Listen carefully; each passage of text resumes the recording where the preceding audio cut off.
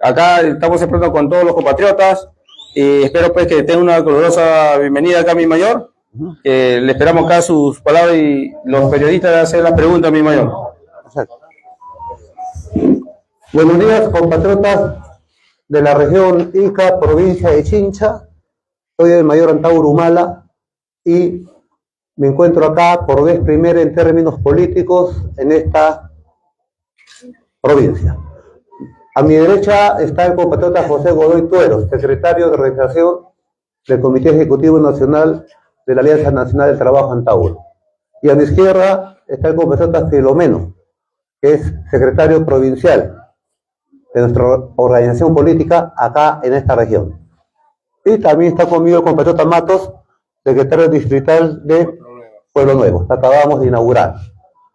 Entonces acá estamos dirigentes del partido y nuestro objetivo acá es comenzar a sentar las bases y los comités de los 11 distritos que tiene esta provincia chinchana para enfrentar con éxito en la lid electoral que se avecina en abril y octubre del 2026. Porque el etnocacerismo ya entra en una nueva etapa desde el momento que traspasé las puertas de la prisión de Piedras Gordas al recuperar la libertad después de 18 años de cautiverio por la rebelión denominada Andahuaylazo contra la constitución de Fujimori y Montesinos que aún nos malgobierna. Entonces ahora estamos entrando de lleno a la vía electoral, respetando rigurosamente la ley electoral de la República Peruana. Y como siempre lo he dicho de manera abierta y franca, como es nuestro estilo, con la filosofía, tal como ha acaecido en Sudáfrica, en Uruguay, en Venezuela y otros sitios más, con la filosofía de transformar el Estado desde adentro en la medida que no pudimos demolerlo desde afuera. Es por eso que estoy acá. Estamos entrando a la vía denominada democrática, con todas sus taras y virtudes, pero tenemos que aceptarlos. Habiendo dicho este preámbulo, estoy llano a responder las preguntas del periodismo chinchano. Por favor, para iniciar el orden de las preguntas, primero el nombre, el medio al cual representan y su pregunta. Pregunta. Tengo que elegido en la provincia de Chincha, yo de Luis Moretti, del programa Voz Populi Noticias. La Fiscalía está tratando de bajarlo del coche. ¿Cuál es su opinión al respecto, a sabiendas de que estamos con un fiscal que prácticamente pues, no da la garantías? Efectivamente, la Fiscalía, desconociendo ya al Jurado Nacional de Elecciones, cuyo presidente ya dictaminó que la inscripción de la Alianza Nacional de Trabajadores, Agricultores, Universitarios, Reservistas y Obreros es totalmente correcta, totalmente legal. Esta Fiscalía, que sabemos está gobernada o es parte de la gran corrupción del poder en el país, bueno, está cerrando filas con el fujimorismo, hablemoslo bien, está poniendo escollos a nuestra inscripción. Ya no solo es la ley Antauro, sino también es anular al partido político. Y esto refleja para nosotros la tragedia de la República. Vemos los tres poderes del Estado, ejecutivo, legislativo y judicial, totalmente putrefactos, y un ente constitucional autónomo llamado Fiscalía es prácticamente o pretende ser el ejecutivo de la República. Depone presidentes, persigue políticos, dice qué es lo que es democrático, qué no es democrático, pero no ve la paja en el ojo propio. Todo este lío de mafias que estamos viendo en la Fiscalía, fiscales que no han podido hacer nada contra Odebrecht, fiscales cómplices de Odebrecht, fiscales cómplices de la traición a la patria por parte de las instituciones que administran el poder político en el país. Entonces, a nosotros nos tiene sin cuidado esta pretensión de la Fiscalía. Sabemos que esto no tiene lugar. Estamos totalmente seguros que vamos a salir airosos. Es más, agradecemos a esta fiscalía inepta porque tenemos propaganda gratuita por parte del Estado. Un Estado inepto, una fiscalía inepta y más que eso, traidores. Esa es la respuesta que le damos. Siguiente pregunta, por favor. Nombre del medio y su nombre, por favor. Buenos días. Señora Lujoro, de Noticiero Región. ¿Cuál es su postura en relación a la corrupción que usted viene manifestando en todas sus presentaciones? En relación a la postura política. ¿Puede repetir la pregunta? Mi postura política. En el tema de la corrupción. De la corrupción. Perfecto. Miren, nuestra postura ya la hemos fijado hace tiempo, pero la voy a repetir. Arrancamos que en el Perú estamos en una etapa refundacional. O sea, la República parida en los campos de Junín, Ayacucho, vía la lucha armada, luego de 203 años, está en crisis terminal. Está en extrema unción. Y está agonizando desde el último tercio de siglo con la constitución de Fujimori y Montesinos, que ama al parido puro presidelincuente de derecha y de izquierda. Al árbol se conoce por sus frutos. Esta putrefacción de la republiqueta tiene muchos factores, pero el principal síntoma es el cáncer generalizado de la corrupción. Por consiguiente, a nosotros pretender refundar, o sea, iniciar una segunda república en una sociedad caótica y gangrenada en corrupción, obviamente tiene que haber un signo de los tiempos, un efecto psicológico sobre toda la población que anuncie un cambio revolucionario. Y este efecto psicológico que necesitan los pueblos en determinadas etapas históricas, únicamente lo puede dar un escarmiento histórico. Y ese escarmiento histórico consiste en aplicar la pena capital a los presidelincuentes involucrados en el autogolpe del 5 de abril del 92 y sus sucesores, y además involucrados en lo que nosotros consideramos que es más que corrupción, sino traición a la patria, que es el caso Odebrecht, que son agentes extranjeros, en este caso brasileños, que sobornaron la voluntad presidencial de una república durante un tercio de siglo. Esto es seguridad nacional. Entonces, para nosotros, centrándonos en la pregunta, nuestra fórmula contra la corrupción generalizada en el país es, primero, el efecto psicológico de la pena capital desde arriba para los presidelincuentes. O sea, haciendo una analogía con El Salvador, buquelizar, pero desde arriba, antes que desde abajo. Porque al pueblo, estos presidelincuentes, con esta constitución de Fujimori y Montesinos, en el último tercio del siglo han empujado al pueblo al delito. Por supuesto que tenemos delincuentes en las cárceles, que son unos malandrines seguramente, pero nosotros como partido que ve el bosque antes que el árbol, consideramos que, en términos generales, el pueblo peruano ha sido empujado al delito por un sistema neoliberal que no garantiza el trabajo pleno y digno para sus hijos, que son los ciudadanos. Entonces, para nosotros, la lucha contra la corrupción va principalmente desde arriba, buquelizando desde arriba, pena capital desde arriba, a la alta corrupción, y desde abajo, claro que sí, siendo rigurosos con la delincuencia, pero principalmente, dado que nosotros salimos de las cárceles y conocemos la realidad, sabemos que el principal generador de desempleo en nuestro pueblo, o el principal generador de delincuencia en nuestro pueblo, es el desempleo. Así como el ocio genera todos los vicios, el desempleo genera todos los delitos. Entonces, para nosotros está claro, tenemos que garantizar trabajo pleno y bien remunerado para nuestra población. Por consiguiente, si somos nacionalistas, obviamente tenemos que prohibir a los extranjeros trabajar. Por eso el cuarto punto de nuestro decálogo es: no podrá haber un extranjero con trabajo en tanto hay un solo peruano desocupado. ¿Eso qué quiere decir? Quiere decir que este 1,5 millones, 2 millones de venezolanos, colombianos, o lo que sea, hasta suizos, están en las calles, quitando trabajo a nuestra gente o incrementando la inseguridad ciudadana, tendrán que ser concentrados en campos de refugiados, como lo he dicho. Es lo más humano que se puede hacer, porque en esos campos de refugiados estamos hablando de 1,5 millones, 2 millones de extranjeros que quitan trabajo a peruanos. Primero, se recuperan puestos de trabajo, por más mínimos que sean, pero se recuperan, baja la presión. Dos, a esos extranjeros hay que alimentarlos, hay que vestirlos, y eso lo hace la ONU, como en otros sitios, como es en Siria, el Sahara y otros sitios más. Hay una agencia especial de la ONU encargada de refugiados económicos, así como en otros sitios.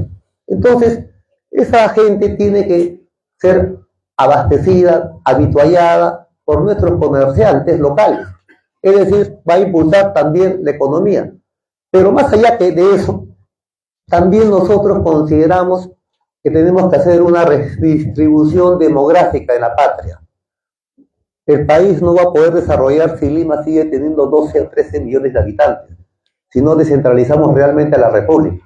Entonces, para nosotros el servicio militar obligatorio y universal es necesario. Es necesario si queremos convertir o regenerar a nuestra República de colonia en nación. Y una política agresiva de fronteras vivas. Tenemos que hacer trasplantes poblacionales. Repito, una nueva geopolítica interna demográfica, redistribuir la población, fronteras vivas, fronteras vivas. Nosotros nos inspiramos en el nacionalismo tahuantinsuyo. Los mitimaes descentralizaban y los suyos regionalizaban. Entonces, sea cual sea el partido que gane las elecciones del 2026, de tendencia izquierdista, derechista, feudalista, teocrática, lo que ustedes quieran, no va a poder desarrollar realmente desarrollar nuestro país si es que no hacemos una redistribución demográfica y geopolítica interna en el país.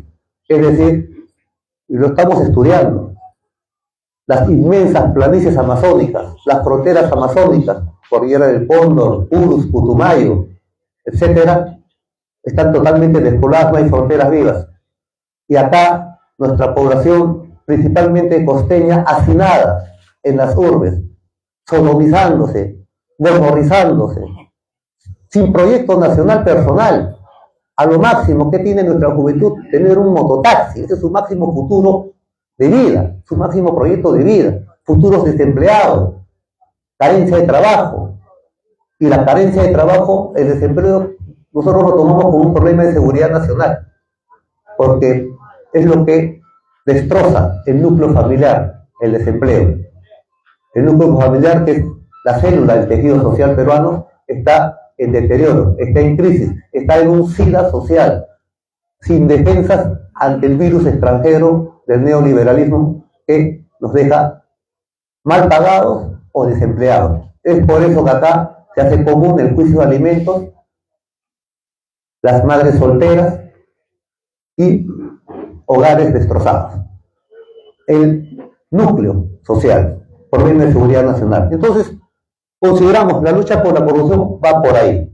Tenemos que ser drásticos, rigurosos, draconianos desde arriba. Porque el principal ejemplo de moralidad de un pueblo es el gobernante. No es tanto la escuela, la parroquia o la familia inclusive. Bueno, esa es una revolución. Otra pregunta. Siguiente pregunta, por favor.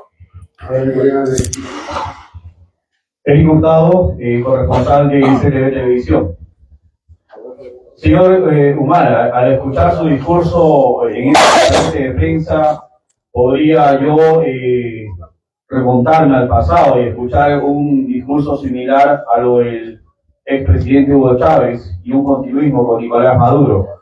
¿Cómo convencer al peruano de que en una, de repente,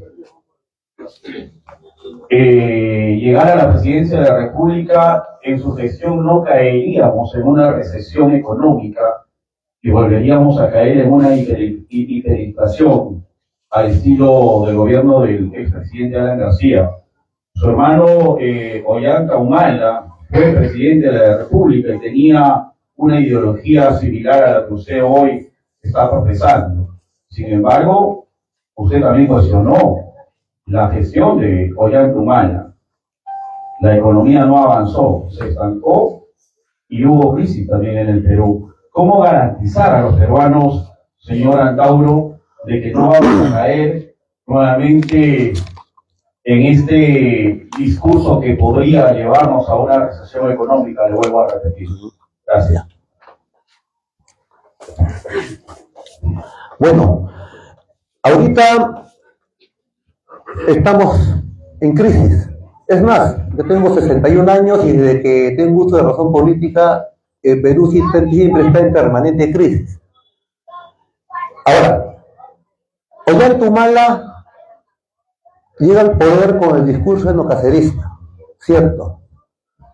Y una vez que juramenta, traiciona.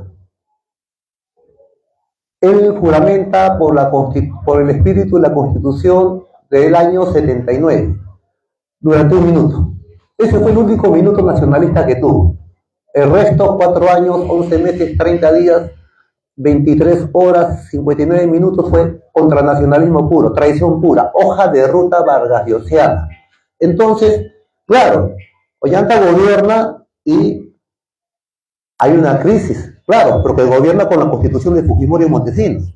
Es más, 5 años antes, Alan García gana en su segundo gobierno y en su plan de gobierno, yo lo leí en las Piedras Gordas, el engrandecimiento era por la restitución de la constitución de allá de la Torre. Ganó la elección, llegó a Palacio de Gobierno, juramentó por segunda vez, pero se olvidó de su plan de gobierno y aplicó la constitución de Fujimori y Montesinos. Entonces, yo puedo hablar muchas cosas, usted puede hablar muchas cosas, tenemos nuestras ideas fijas, pero yo quisiera ir mejor a lo que está establecido a realidades más allá de opiniones. Hay un libro que se llama La Revolución Capitalista en el Perú, cuyo, siempre lo digo, cuyo autor es Jaime de Altao, siempre le hago propaganda, furioso anti-antaurista, furioso antinacionalista. Viene su libro lleno de cuadros cartográficos. Hay un cuadro que me llama sumamente la atención, es el ingreso per cápita del PBI en los últimos 40 años. Y ahí es una curva de doble cima, como un dromedario, de doble joroba. La primera cima es con Velasco, en el año 74. La economía per cápita, o sea, de cada peruano llegó a su máximo histórico. Claro, había un estado poderoso, Petroperú, Hierro Perú, Minero Perú, Centralmin Perú, Pesca Perú, etc. 20 años después se llegó a otra cima, porque todo fue crisis. Fue con el segundo gobierno de Alan García. Pero esta vez la riqueza era ajena, ya no era Entel Perú, era Telefónica de España, ya no era Hierro Perú, era Shogugan China, Marcona. Entonces, para nosotros, acá el modelo, si hablamos de modelos compatriotas, digo sinceramente, para nosotros el modelo acá es un verdadero fracaso, es un furibundo fracaso. Tan fracasado que de cada 10 peruanos, 8 estamos fuera del modelo. Somos clandestinos, somos informales, casi ilegales, casi subversivos, casi perseguidos. Entonces, cuando a mí me hablan del éxito del modelo actual, a mí me parece una falacia, una tremenda falacia.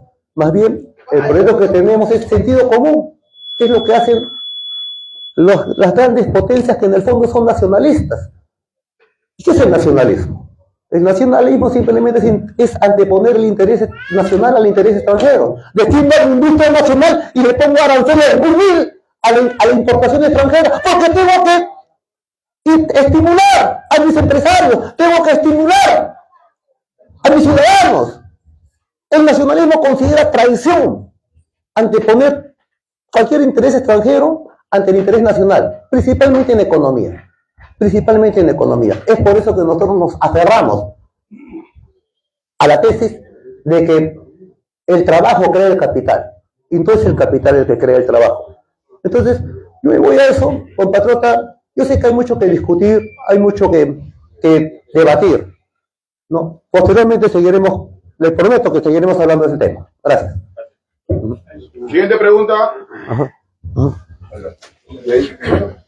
Muy buenos días, bienvenido a Chincha Tauro, país 20 años, Canal 19, programa comunicador. Usted ha planteado varias situaciones a nivel del país en diversos medios. Recarto que eso se tendría que hacer una nueva constitución y tendría que plantearse al país si procede o no procede la constitución.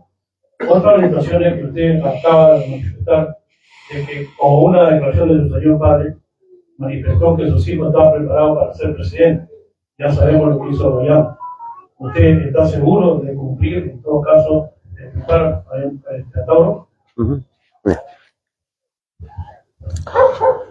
Bueno, sí, el tema constitucional lo tenemos claro nosotros. Primero, que esta constitución de Fujimori y Montesinos, contra la cual nos hemos rebelado en 2 ocasiones, en Locumba y Andahuaylas, si el pueblo peruano nos honra con llevarnos al poder, obviamente tenemos que ser consecuentes, lo tenemos que desconocer.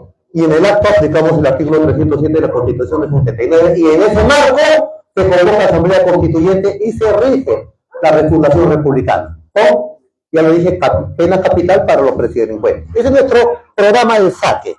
Entonces, con respecto a lo que dijo mi padre, bueno, son quizás vanidades de un padre, ¿no? Pero yo soy un ciudadano independiente, tengo 61 años, tengo una ejecutoria propia.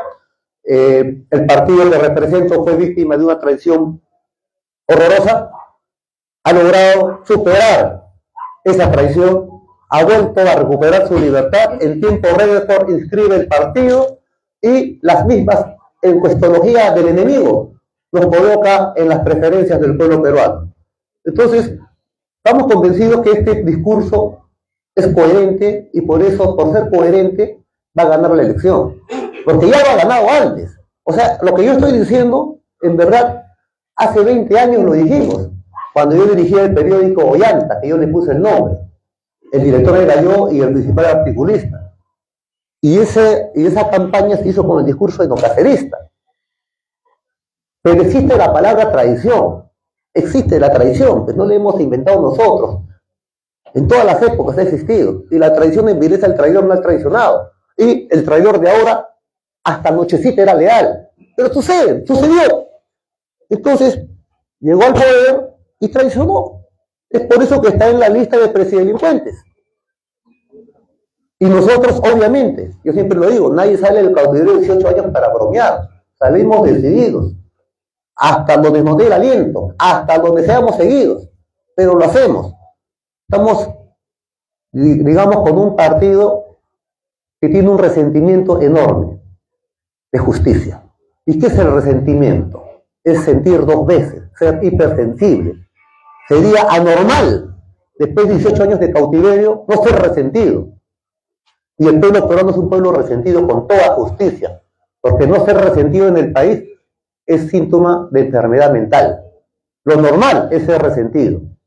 ¿Cómo no serlo con una constitución de un japonés y de un traidor peruano como Montesinos, que nos clava todo este mal que estamos sufriendo?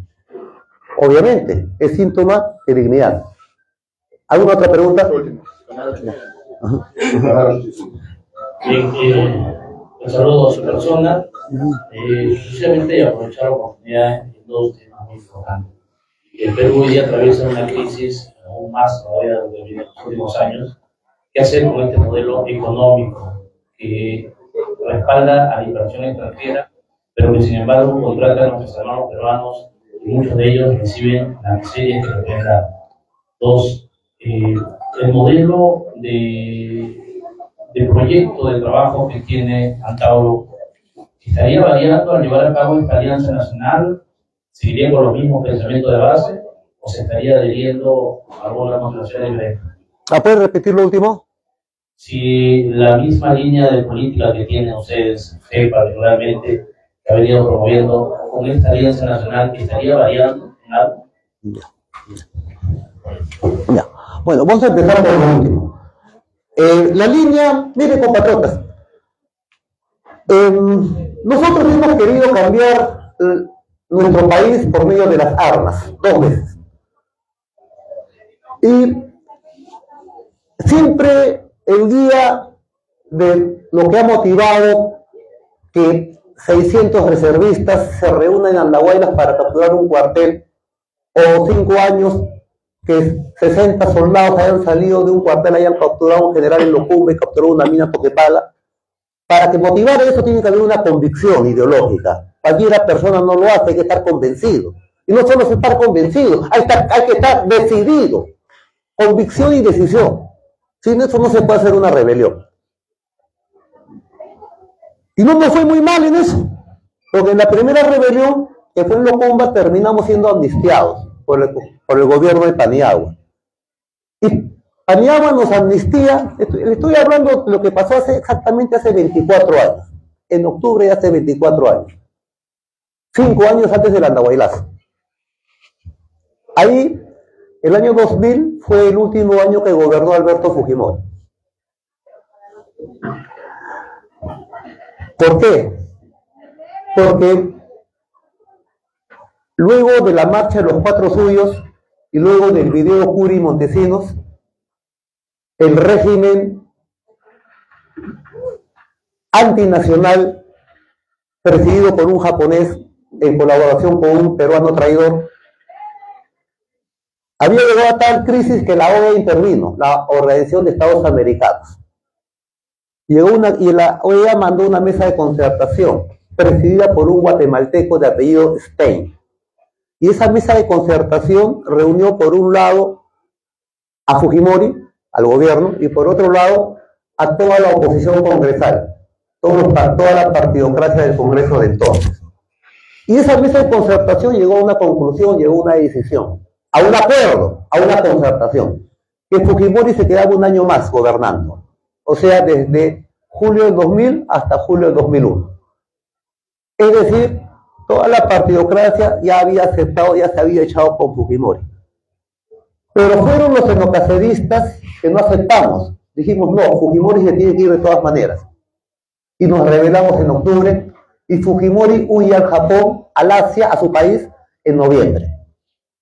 Cuando los xenocaceristas ingresábamos a Tacna, un grupo de 2000 reservistas. ¿Por qué digo esto? Porque justamente ahí se inicia un gobierno de transición de Valentín Paniagua, a raíz de la huida de Fujimori, con los xenocaceristas en rebeldía.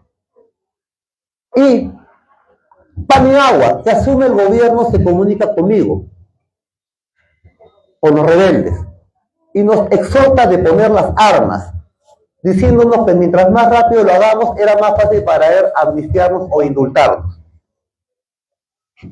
Y que su gobierno se llamaría de transición democrática. Entonces, estoy hablando de hace 24 años, éramos más muchachos, no peinábamos canas. Y creímos cándidamente, lo reconozco, que esa transición involucraba necesariamente una asamblea constituyente. Justamente por no hacerlo, es lo que nos ha explotado en la cara ahora, con 70 muertos. Entonces, cuando cayó Fujimori y Montesinos, era el momento ideal para que la constitución de Fujimori y Montesinos, que no ha traído tanta tragedia, sea derogada o desconocida y entre a tallar una asamblea constituyente o el artículo 307 de la Constitución del 79. Entonces, nuestra lucha es antigua. Nuestra lucha es antigua y ahorita recién todas las izquierdas están haciendo eco de esa lucha. Entonces, para nosotros no vamos a cambiar nuestro discurso. Y termina en una rebelión en Andahuaylas, por segunda vez. Y esa rebelión ya nos costó mucha prisión, porque en la primera de Locumba estuvimos 18 días presos y fuimos amnistiados. En la segunda, que fue Andahuaylas, ya no fueron 18 días, tampoco 18 meses, fueron 18 años. Se nos ofreció el indulto, nunca lo dieron. Y nos comimos la cana. Entonces, habiendo pasado una cuarta parte de nuestra vida entre rejas, es imposible que en lo que nos quede no seamos consecuentes. Entonces nosotros vamos a ir hasta el final, compatriotas, eso se lo puedo asegurar. ¿Ya? Muchas gracias. Última pregunta.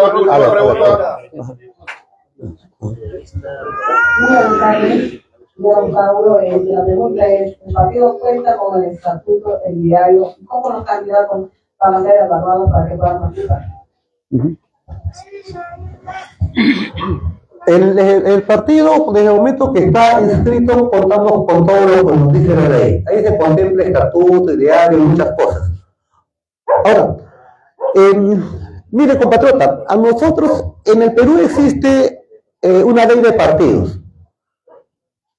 Y es una ley de partidos que tiene una característica, que la ha hecho o la ha elucubrado una persona o personas que jamás han tenido un partido, jamás han creado un partido, pero ellos han hecho una ley. Es más, esa ley gira más que todo en la neurona reina de un señor que se llama Cuesta Solería, que nunca ha tenido un partido, repito. Y esa ley es una ley recontra estúpida, pero hay que cumplirla. Pone reglas para todo, escollos para todo. Cree que la democracia surge de un papel escrito. Yo le puedo decir, porque estamos hablando de ley de partidos, que un partido político es mucho más que lo que establece una ley, un papel, una norma o una partida de nacimiento. El bebé es antes de la partida de nacimiento. La partida de nacimiento no crea al bebé. El bebé es requisito para la partida de nacimiento. Acá se ha confundido. Entonces, ¿por qué le digo esto? Porque yo considero que hay partidos históricos en el país. Entonces, por eso a mí me ha tenido que enfrentar la Fiscalía cuando dije en algún momento que desde el punto de vista político, en el historial político de las izquierdas, derechas y nacionalismos en el Perú, desde que Pizarro y Atahualpa se encontraron en Cajamarca, yo siempre dije, si uno hace un análisis de los partidos políticos, se dará cuenta que un partido político, hay partidos políticos históricos que tienen liderazgo, tienen ideología, tienen militancia, tienen martirologio. Entonces son partidos generacionales que van más allá de una inscripción. Podría nombrar, por eso dije, lo mejor que ha dado la derecha, desde el punto de vista mío, la derecha criolla, en 500 años, más allá del partido constitucionalista, más allá del partido de los pizarristas de la guerra civil, ¿no? Ha sido el APRA del siglo XX de Allá de la Torre. Porque uno no puede entender el siglo XX al siglo XXI sin Allá de la Torre.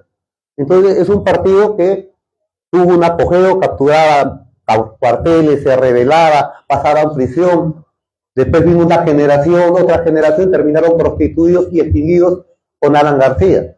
O sea, un sitio dialéctico en nacimiento, vida y muerte. Putrefacción, terminaron putrefactos, cumplió su ciclo. Para mí eso es lo mejor que ha dado la derecha en 500 años. Y desde el punto de vista de izquierda, yo considero lo que dije y que me valió un proceso en el Poder Judicial por apología al terrorismo y que fui la misma fiscalía, el mismo DIRCOTE desechó, porque era una opinión, era una idea. Entonces lo voy a repetir. Yo siempre he sostenido desde el punto de vista político de izquierda y izquierdista lo más trascendente, repito, trascendente. No necesariamente mejor o peor, trascendente, dado a la izquierda, sin lugar a dudas, Sendero Luminoso. Sin lugar a dudas. Y lo podemos debatir.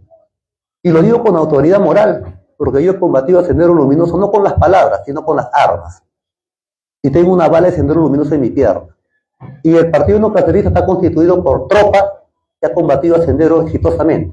Entonces lo hacemos con autoridad moral, más que de cualquiera. Y desde el punto de vista nacionalista, en la historiografía quincuacentenaria de nuestra partidocracia, lo mejor desde la resistencia de los incas de Vilcabamba, lo mejor que ha dado el nacionalismo es el enocacerismo, sin lugar a dudas, sin lugar a dudas. Entonces, esa es nuestra posición ideológica con respecto a la partidocracia, compatriotas. Mayor, no, mayor. A ver, la última. El micrófono, por favor, que quiero que todos se escuchen. Mayor, Rita Paucar, EBC Canal 45. Mi pregunta es siguiente, mayor. Yo lo veo a usted presente, que es la primera vez que llega a Chincha, veo a los compatriotas, pero hay algo que me llama la atención, mayor. Antes de usted salga de prisión, hablo 2 años antes, había un grupo de enocaceristas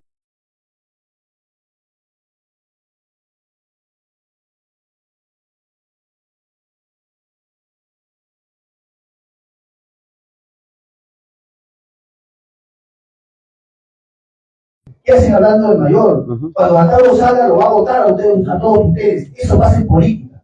Bueno, gran comentario, crítica, ¿no? Hoy en este momento usted está libre, usted prácticamente es uno de los favoritos para ganar las próximas elecciones, pero al recordar esas palabras de la población, yo miro a mi izquierda y miro a dos enocaceritas veteranos que estuvieron presos cerca de 8 años, Alberto Paredes, Percy Rojas, he visto a Guayquicha, a un rincón mayor. La población de Chincha, que está aprovechando que está toda la prensa acá, la reunión de prensa acá, quieren conocerlo, también quieren escuchar las palabras de los veteranos enocaceristas.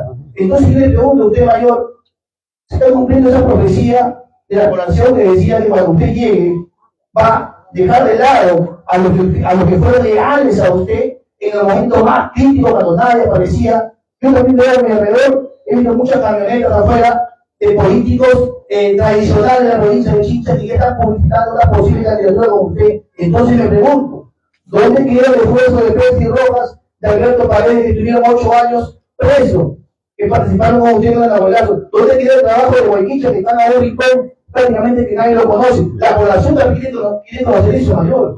Eso me llama la atención y espero que me esté equivocando, ¿no? Ese es mi interrogante, mayor. Gracias.